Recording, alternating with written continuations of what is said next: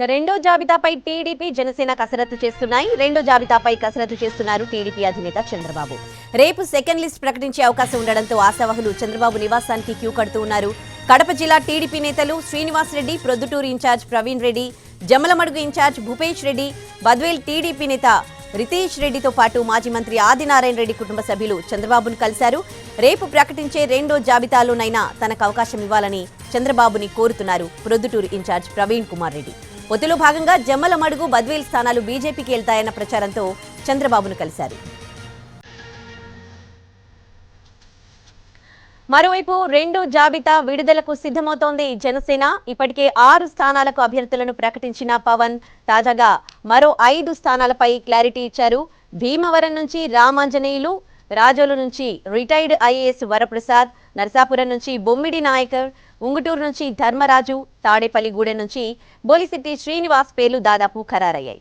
Tirupati ticket రేసులో ఉన్నారు గంటా నరహరి. జనసేన పోటీ చేసే మొత్తం 21 స్థానాల్లో 11 సీట్లపై క్లారిటీ ఇచ్చారు పవన్.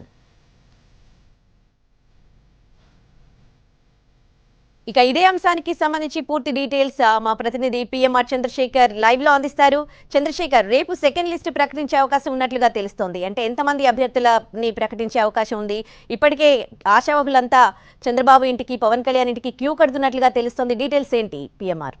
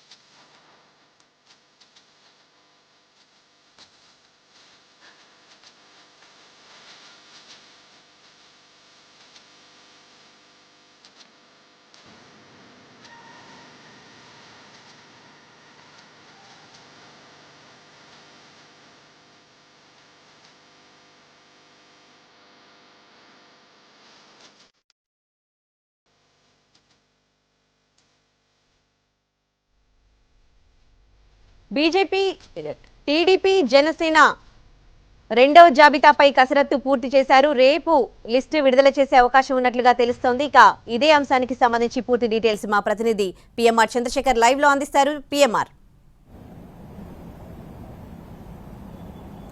రైట్ ఉదయశ్రీ, రేపు టీడీపీ, జనసేన రెండు పార్టీలు కూడా విడివిడిగా రెండో విడత అభ్యర్థులకు సంబంధించిన జాబితాను విడుదల చేసే ప్రక్రియకు దాదాపు కసరత్తు చేస్తున్నట్టుగా కనిపిస్తోంది. మనకు అందుతున్న సమాచారం మేరకు టీడీపీ వైపు నుంచి 20 నుంచి 25 స్థానాలను ప్రకటించే అవకాశం ఉంది. అలాగే జనసేన వైపు నుంచి మినిమం 10 స్థానాలు ప్రకటించాలనే దిశగా కసరత్తు జరుగుతోంది. సో ఈ నేపథ్యంలో ఆశావహులు ఎవరైతే ఉన్నారో వాళ్ళందరూ కూడా చంద్రబాబు వద్దకు, మరొక వైపు పవన్ కళ్యాణ్ వద్దకు క్యూ కడుతున్న పరిస్థితి, ఆ టికెట్లు ఆశిస్తున్న వాళ్ళు క్యూ కడుతున్న పరిస్థితి కనిపిస్తోంది. చంద్రబాబు వద్దకు కడప జిల్లాకు సంబంధించిన నేతలు వచ్చారు. ఎక్కడైతే ప్రొద్దుటూరు నియోజకవర్గం టికెట్ ఆశిస్తున్న ప్రవీణ్ రెడ్డి, అక్కడ వరదరాజుల రెడ్డి కాకుండా తనకే టికెట్ ఇవ్వాలి, వరదరాజు రెడ్డి కూడా రేసులోకి వచ్చారు కాబట్టి ప్రవీణ్ రెడ్డి తనకు టికెట్ కేటాయించాల్సిందిగా కోరుతున్నారు. అలాగే భూపేష్ రెడ్డి జమ్మలమడుగు నుంచి ఆయన కూడా చేరుకున్నారు. జమ్మలమడుగు నియోజకవర్గం బీజేపీకి వెళ్తుందన్న అభిప్రాయం వ్యక్తమవుతోంది, చర్చ జరుగుతోంది. సో ఈ నేపథ్యంలో ఆ అంశానికి సంబంధించిన క్లారిటీ తీసుకునే ప్రయత్నంలో భాగంగా చంద్రబాబు నివాసానికి కడప జిల్లాకు సంబంధించిన నేతలు చేరుకున్న పరిస్థితి కనిపిస్తోంది. సో మనకు అందుతున్న సమాచారం మేరకు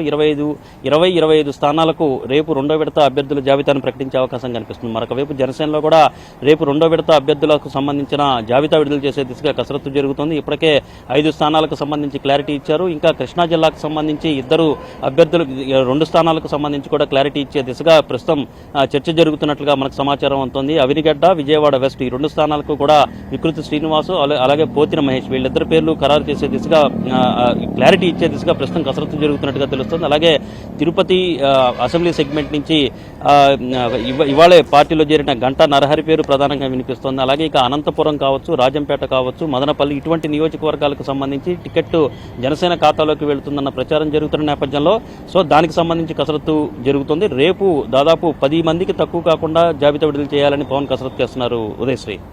right, thanks for the updates PM Chandrasekhar.